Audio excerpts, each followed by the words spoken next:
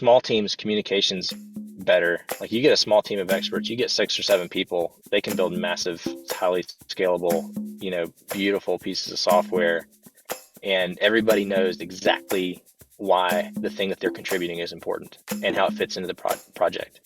When you get to a larger team size and you start to lose that, you definitely lose some magic. Welcome to Business Ninjas, brought to you by WriteForMe, where you'll hear from business leaders who are out there growing their business and slaying it every day. Learn from the masters. Let's get started.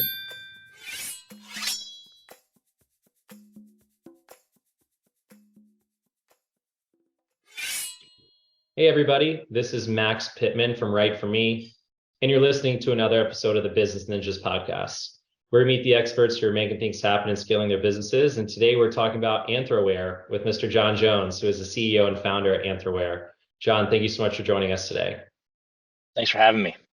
Absolutely. Yeah, we appreciate you being here and telling your story. And before we dive into John, for everyone who's unaware, Anthroware is in the research and is a research and design company that focuses on building technology, specifically in the work technology space. The company just celebrated its 10-year anniversary. So I'm excited to dive in like what the past 10 years have looked like, what the next 10 years are going to look like. But before we jump into that organization, our community is built of entrepreneurs like yourself, executives, lots of sales and marketing leaders, and potentially some listeners who may be an ideal client for you. So, as a CEO and founder there at Anthroware, I'd love it if you could tell our community a little bit about yourself and some of the things you're focused on today. Sure thing.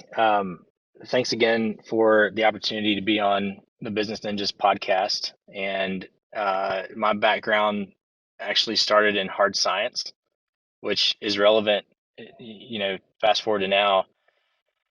A lot of science, and I studied physics specifically. You're building a hypothesis, and then you have to be willing to kind of kill your darlings, right? You have to be willing to be wrong. The data that you get, you apply that to your current best thinking, and it changes your model, right? And we ended up using that. We've adopted that as a big part of the ethos at Anthroware. We're very research focused, and we tend to go out and realize that we're making some kind of assumption about how a product should be made or what problem even that we're supposed to be solving.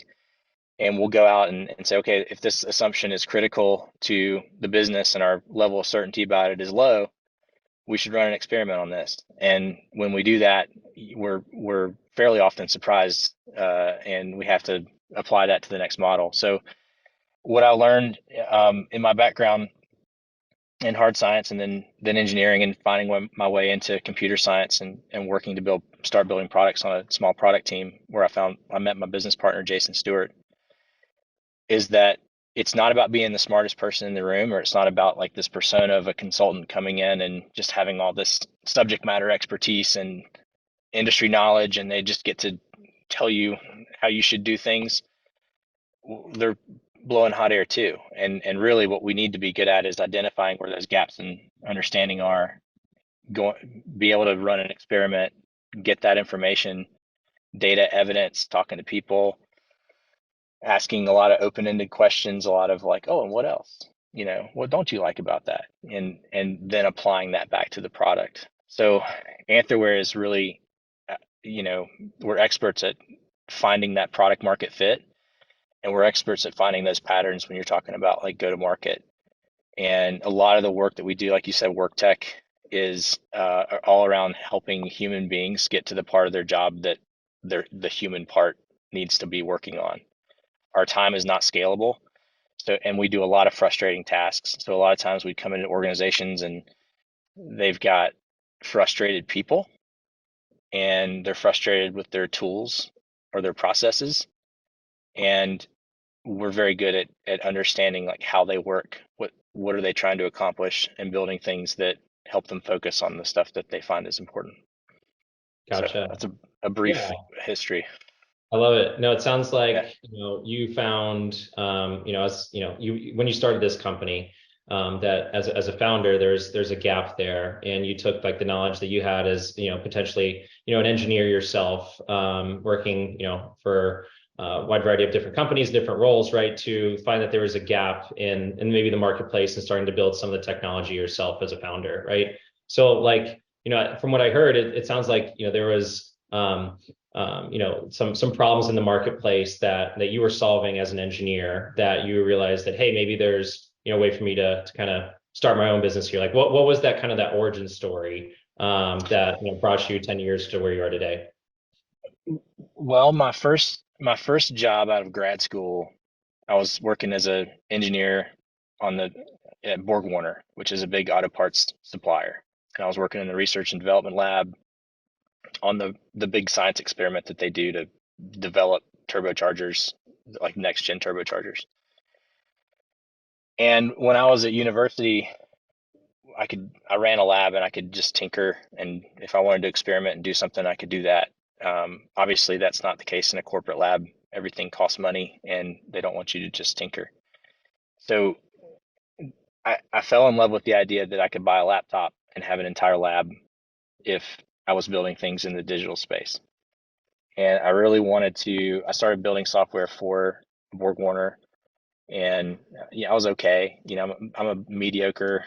I was definitely a mediocre scientist. I'm definitely a mediocre software developer as well. Strong middle of the pack. But I love that idea that with a laptop you can build anything.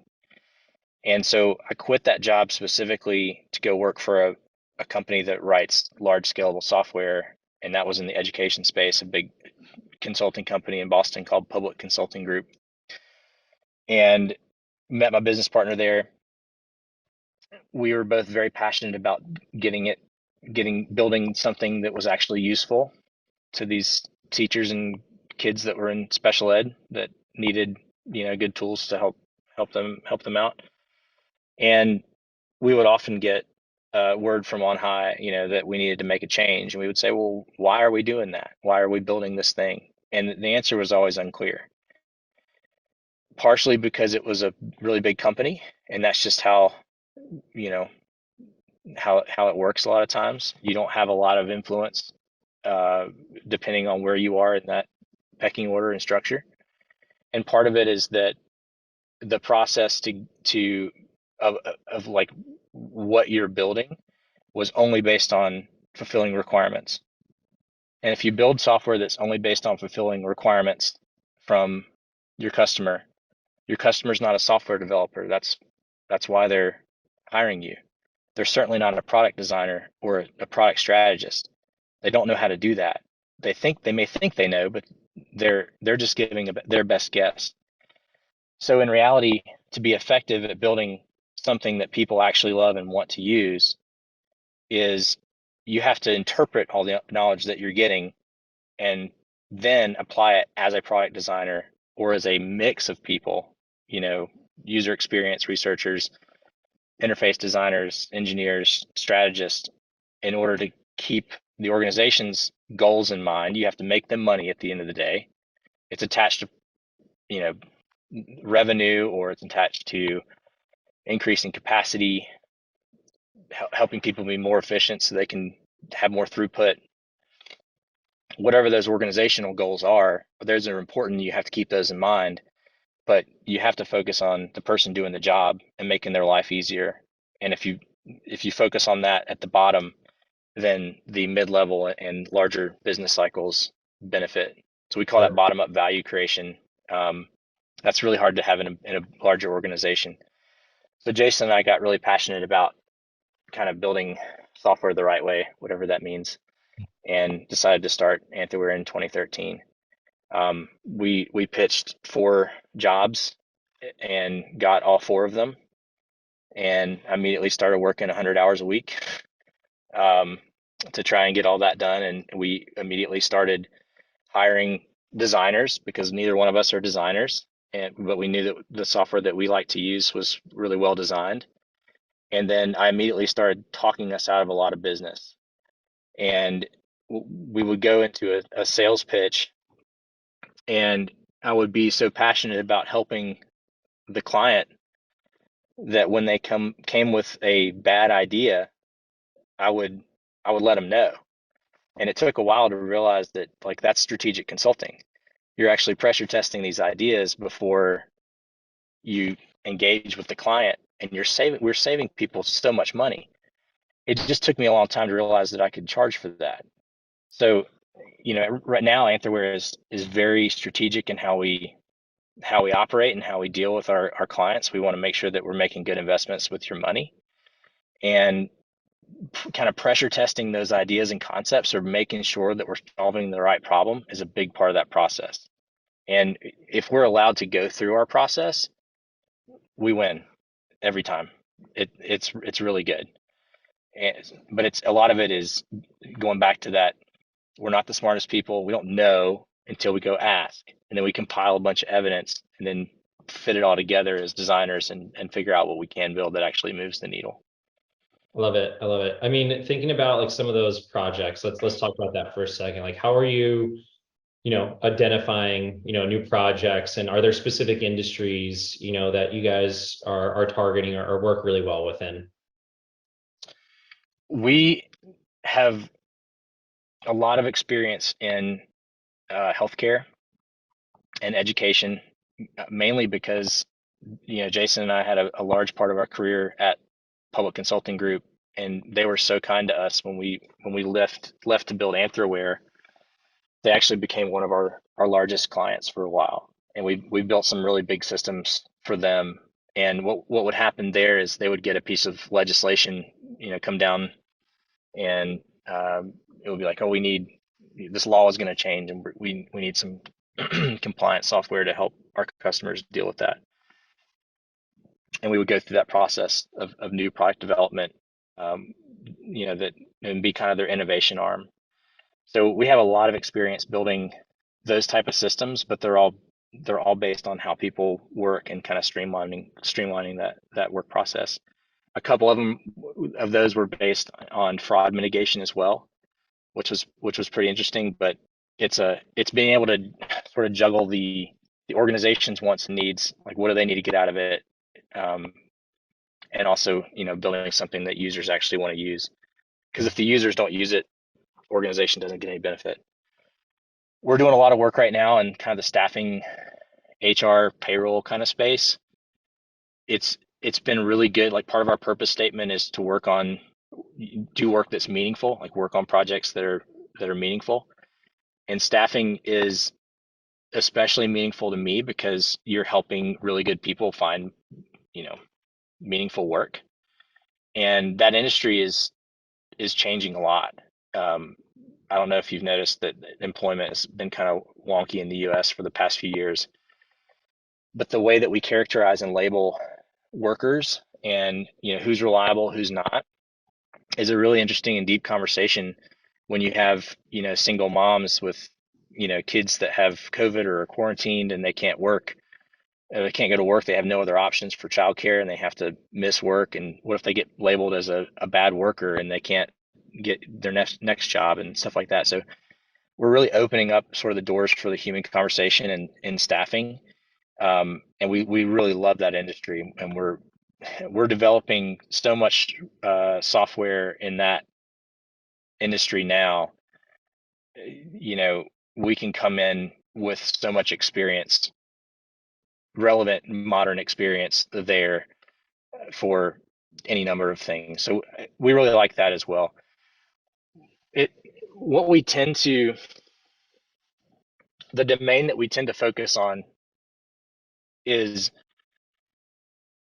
whether or not it's in our like, we'll only work on projects that we know that we can knock out of the ballpark.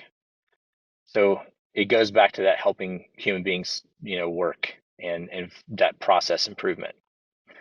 But for our clients themselves, they're often looking to solve what I would call an active problem. And an active problem is where they know that they have an issue, but they can't exactly put their finger on it. They probably know how much it's costing them, but they don't know how to solve it. Our process is research based. It's a deep dive. There's a lot of design. By the time we get to building software, these things are pretty well defined. But it is a process to identify what problem to solve and what a solution would look like. And and really knock it out of the ballpark. There are other types of problems. One of them is like a vision problem where that client could know that they have a problem, they know how much it's costing them, but they feel like they know how to fix it themselves, or they feel like they know how to fix it. We're not a good fit for those because they can spend a lot less money buying a software company that can just pour concrete and do what they tell them to do, and they don't need to go through the process, or they won't want to. There are latent problems. There's four types. The third one is latent, which means you don't know you have a problem until I tell you you have a problem, and those require a lot of education, and they're very hard to sell. And there's what I would call like a passive problem, where you know you have a problem, you know how much it's costing you, but it's not a big enough deal to fix it, and they're just not going to pay a company like Anthroware to go in and fix a passive problem. Um, so we kind of tend to think of it that way. Interesting. Yeah. So it sounds like a lot of times when people have these specific problems or issues, like it sounds like when you're doing some of this discovery, you're really asking like those challenger like impact type questions to uncover like maybe what they've done that worked, what hasn't worked, to be able to determine like what the problem is specifically that they haven't solved for, or don't know how to solve for specifically. Is it you that's doing that conversation? Like, do you have team members that are doing that? Just curious, like, understand, like, how is that sales process typically looking? I I'm I tend to be involved in some sales activities, but we do have a sales organization, and I'm more involved with the sales organization than I have been. But that's a hat that I'm hoping to take off soon. You know, it's not great for the revenue capability of a company to be attached to a single person. You want to turn that into a machine. As far as the work goes, I do very little project work. Every once in a while, I love talking to our clients. I love our client, the people that we choose to work with tend to have some core value overlap with us, and we often have multi-year engagements and then lifelong friendships. So I like visiting clients, and I'm very engaged from that standpoint, as I think all CEOs should really care about where their money comes from, and like who's feeding their team. I think that's really important. And as a professional services company, you're working for these clients, and they're making careful choices about who they hire, and we try to make careful choices about who we work with as well. Sure. What was your question? I think I maybe Yeah, half no, answered your question. it's all good. Yeah, I was just kind of curious, like, as CEO, doing kind of like some founder-led like sales, like yourself, and being a part of that process. You probably have a little bit of a different perspective than maybe even like your sales team, right? So I was just kind of curious of the approach that you take during that discovery process. The discovery process, we will go to a certain point and with the discovery process, and then it turns into a paid engagement. We can't go through an entire discovery for a project just in a sales process based on the nature of what we do. We'll go through a discovery and design phase that sometimes will take 3 or 4 months, and you're trying to develop kind of a roadmap for how this is going to fit into this, like our partner's strategy overall for the next 2 or 3 years. So I'm very involved in building and refining that process Mm. and training our people on kind of the Anthroware way. But I'm the worst possible person to put on a project because I've got other responsibilities that keep me from being, you know, your guy. So on our for our kind of our sales process, how it would look like to engage with Anthroware is usually you've come to us usually from a referral. We've got a really good reputation, and you might talk to one of our salespeople. You might talk to me, and we're gonna kind of vet whether or not this is even something that's in our wheelhouse.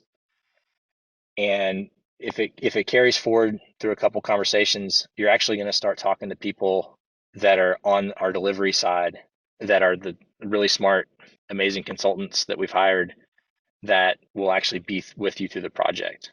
Because one of the weird things, and you probably in your business understand this too, if sales and delivery are out of sync in any way, or if they're incentivized incorrectly, um, or if there's a hang up in the transition between, okay, we were selling to you and now you've paid me money and we're a client.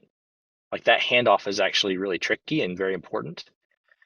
So we engage our people pretty early because we want everybody to be up to speed on those details, and that we know that that handoff sets off the entire project. And some of our projects are a few months and some of them are a couple of years. So our team at that point will consist of a consultant who is that is the person that's in charge of keeping the high level goals of this project in mind. Your organization needs to sell more stuff. Okay, got it. That's the goal. We need higher, employee engagement. Got it. They're always going to keep that high level goal in mind. We have a project manager that's in charge of obviously scheduling the project, making sure that things get done on time. And then we've got designers and engineers that come in phases. So Yeah. our teams consist of between 3 and 6 or 7 people, depending on the engineering and design lift. But you've always got a consultant, you've always got a project manager, and everything is highly communicated in that way. And look, when we first started, and I think most businesses are like this, the founders take the lion's share of the workload and they push things forward.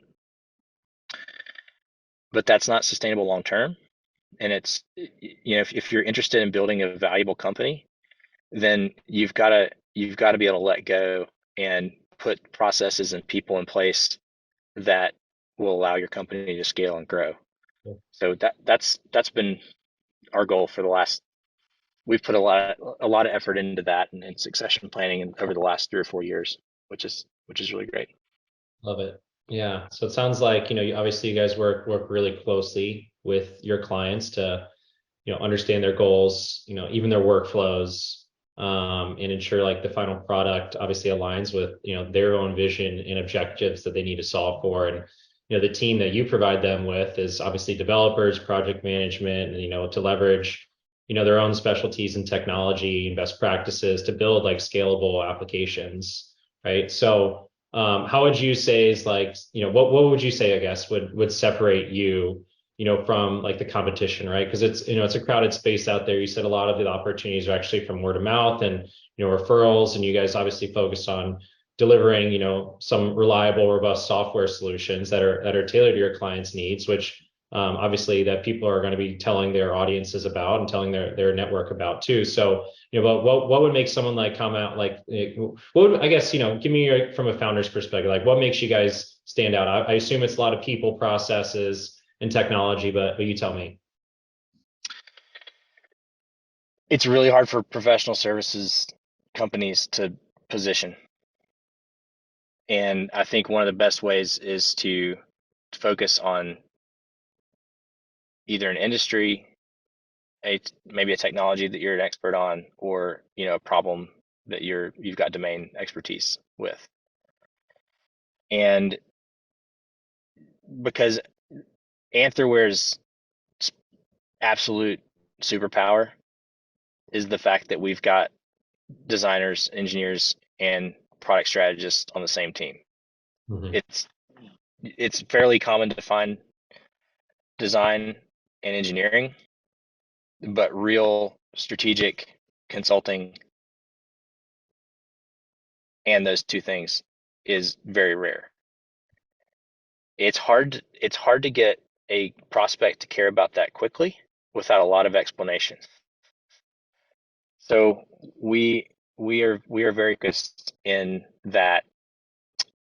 We're helping the humans, their work processes get better with technology, with an asterisk that, hey, we're also high level thinkers and we're thinking about the profitability and revenue generation of your company.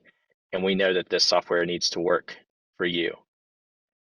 A lot of times in our sales process, we that's enough specialization to get somebody on the phone.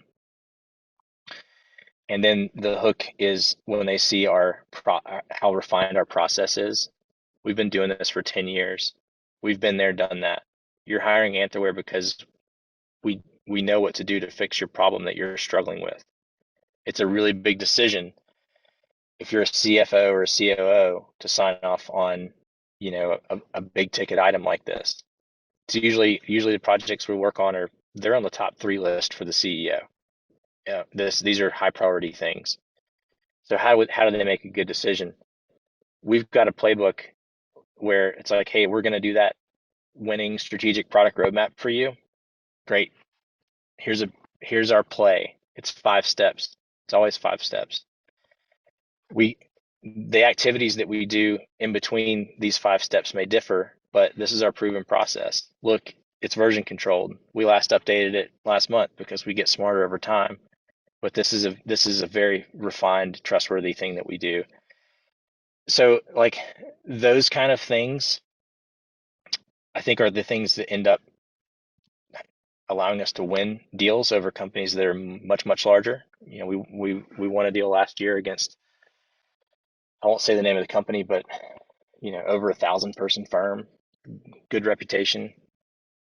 Mm-hmm. And it's because of that, I think seeing that level of professionalism in what we do. Yeah. But yeah. Yeah.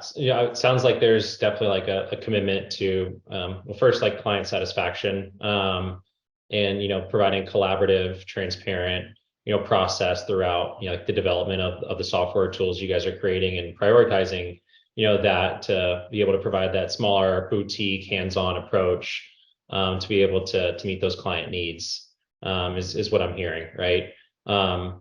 Which is great, right? Like that's what separates you from that 1,000-person company. It's like, it's a little bit different of approach for them. I'm sure they have like their own unique value prop, but it's, probably not going to be as much like hands-on, right? Might pass you off to someone, they do the project, they get it back to you, and then, maybe there's an iterative process after that. I don't know, right? But it sounds like that's definitely part of, the value you guys provide is that more hands-on approach. Small teams Yeah. are better. Like even if your company's big, if you get a big multi-million-dollar software project and you put 30 people on it, that's a lot of communication to keep up with. Yeah. And I would question like why you've got that many people on a project. You usually don't need that many. Larger consulting firms, they have to justify the price that they've charged you in a lot of ways. Small teams, communications better. Like you get a small team of experts, you get 6 or 7 people, they can build massive, highly scalable, beautiful pieces of software, and everybody knows exactly why the thing that they're contributing is important and how it fits into the project. When you Mhm. when you get to a larger team size and you start to lose that, you definitely lose some magic. And look, I'm not bashing on larger firms, and I think that there's a lot of really, really smart people that work in those firms. And I do also believe that they would be happier working in a company like Anthroware. Yeah, let's talk about that really quick. From the outside looking in, like what are maybe some of like the challenges, that you're focused on solving for today? Is it, scalability? Is it, I'm not sure what that is, from the outside looking in. So I'd love it if you can kind of share like what are some of the things you guys are now currently facing as a business? Well, the economy is a little bit weird. And so, when you're a small company, you definitely feel things a little bit more, that you feel the bumps a little bit more. But we've been through a lot and we've survived a lot. And most of that time has been, from a place of thriving. So I think that we're keeping an eye on the economy, but I'm pretty bullish about the need for what we do in these industries, and I know that we're really good at it. So I'm not too concerned with that stuff. I think over the past few years, we've put a ton of effort into our culture, and our purpose statement is that Anthroware exists to provide an amazing place to work, grow leaders, create opportunities, create wealth, and share it with the team. Oh man, there's one more. And work on top 1% problems. There you go. So that, like, that's a purpose. When you talk about challenges, there's not like a revenue goal there. There's not like a when we're successful, or like a vision statement or a mission statement can be a little more out there. Like, what do you want to do? Like, what are you striving to accomplish that you haven't gotten yet? Uh, That's great. But when you talk about challenges, I think of my purpose statement, because we can do all those things right now, today, and be successful. We don't have to wait for some future moment. We can, the way we treat each other, the way that we treat our customers, the way that we show up in the world, live by our core values, that means that we can have a lot of satisfaction and find a lot of purpose in what we're doing, even when things aren't super good. So things are super good right now. So I feel really blessed that I'm having a hard time thinking of a major challenge. But that, I think that when the chips are down, we often see our team members kind of going back to that purpose and realizing, like, hey, this is a company that supports me. We love where it's going. We're transparent with each other, and I think when you have a strong culture, you can just weather a lot of storms. Yeah. Yeah. What are maybe some of like the, core principles you have? Like obviously a culture of trust and respect. I'm sure there's, maybe like extreme ownership in there as well, right? Are there like specific like core principles that, you've adopted that you try to pass on through the company's mission? I mean, things like integrity, humility is huge, right? Like, you can't do what we do with a big ego, because of that willingness, having to be willing to kill your darlings. We are a very research-based firm. When it comes down to the decisions that we make, some of them may disappoint you because you thought you were going to be right and you weren't. But it's pretty no nonsense. And if you walk into those conversations with a lot of ego, that your ego is constantly being challenged. So humility is something that we hire for. Working with other teams, a lot of the work that we do, we will join. We come into a company and maybe they've got some capabilities, or at least they have like stakeholders that in the project. We have to come in without doing too much damage. You can't just charge in and tell people what to do. You've got to be persuasive, and you've got to listen to their opinions, because a lot of times they have information that you need in order to build the best product. So especially when we're joining with other tech teams, it's really important that we, tech people are kind of a jumpy bunch. You don't want to, create walls. You want to tear those walls down and be part of their team. So humility's huge. Yeah, that's the biggest one I can think of that pops out. Sure. Yeah. Yeah. Humility, I mean, empathy for sure. Those are, ways I think we can all adopt in obviously our day-to-day lives, but you have to have humility. And, for me, like being on a sales team, being on a marketing team, you have to be able to obviously take criticism, learn from it. You have to be able to like, adopt and change. You have to be able to like, seek feedback and not consensus. Some of the things that like I've tried to adopt just in life and in work as well.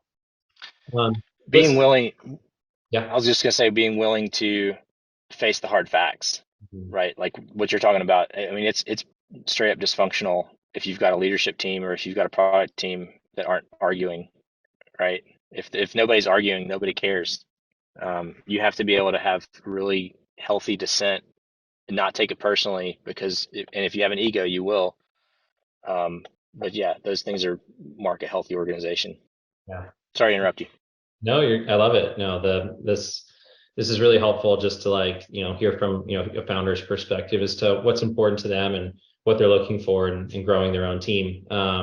because yeah, there's intangibles and characteristics there that you're going to want to make sure that you're evaluating as you guys continue to grow and scale. What's next? Like what's ahead for the business, right? We talked a little bit about like who you guys are, the challenges you guys solve for, what challenges you're seeing right now from a market perspective, and the projects you guys work on. But like, what's next for you? You're 10 years in. What's the next 10 years going to look like? Or even if you want to say, what's the next year going to look like? I'd love to understand that.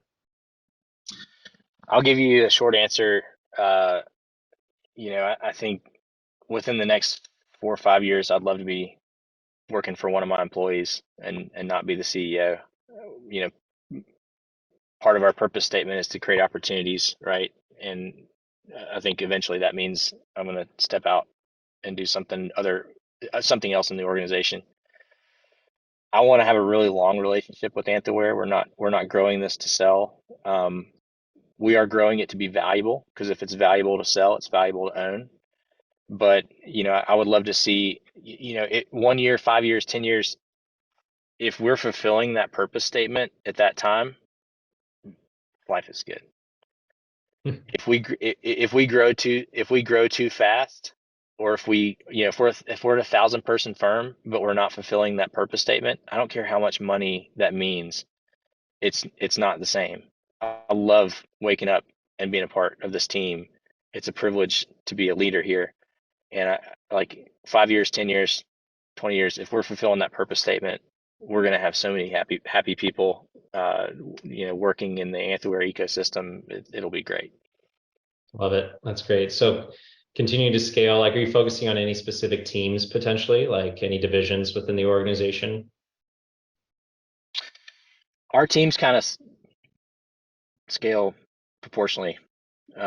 So no, I mean, but yeah, we do have a growth mindset, and I definitely see growth in the future.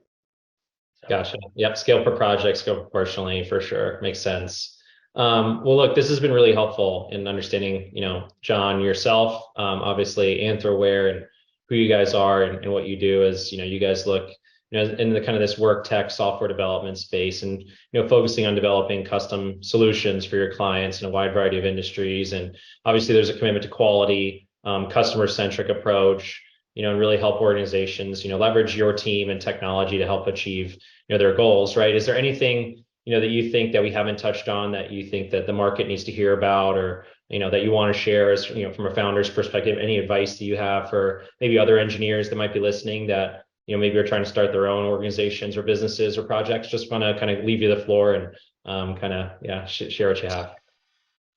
Oh man.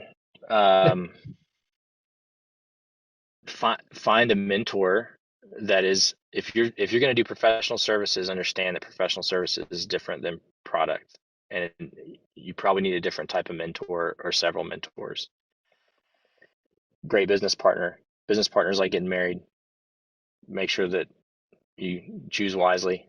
My business partner, we're still best friends. I mean, he's one of my closest friends, and after 10 years of doing business together, I don't still just like him. I love him,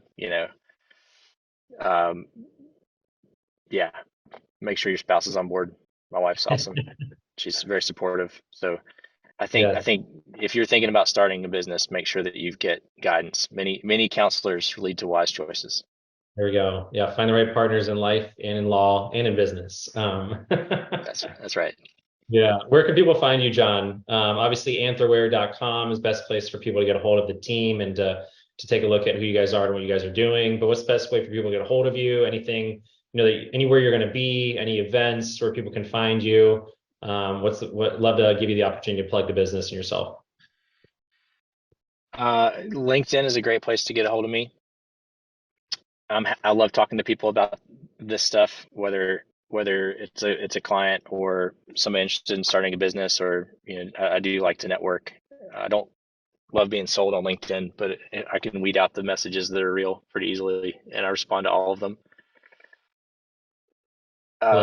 There's the Walk the Walk podcast with John Jens and Andy Graham. You can find me there if you'd like to hear more. We're slowly getting episodes out with that, and we've got a lot more content coming out from Anthroware that I'm heavily involved in. So any of the above. Yeah. Where can people listen to that podcast? Spotify, iTunes, all the places. There we go. Yep. Boom. Perfect. Yeah. Do you have a YouTube presence right now? Are you guys building that out? We're building. Yeah. Stay tuned. Yeah. Love it. Everyone go check out Walk the Walk podcast, anthroware.com. That's anthroware.com. Feel free to check John out. And that's John without the H, Jon Jones, on LinkedIn. And yeah, I appreciate you being here, John, and being a part of our Business Ninjas podcast and, telling your story, and looking forward to seeing how you guys grow. Thank you very much. You're a fantastic interviewer. Thank you for the opportunity. Yeah, you bet, John. Appreciate you being here. I definitely feel like I've learned a lot about you and the organization. So I appreciate you telling your story. And that wraps up another episode of our Business Ninjas podcast, everyone. Thank you so much for listening, and have a great rest of the day.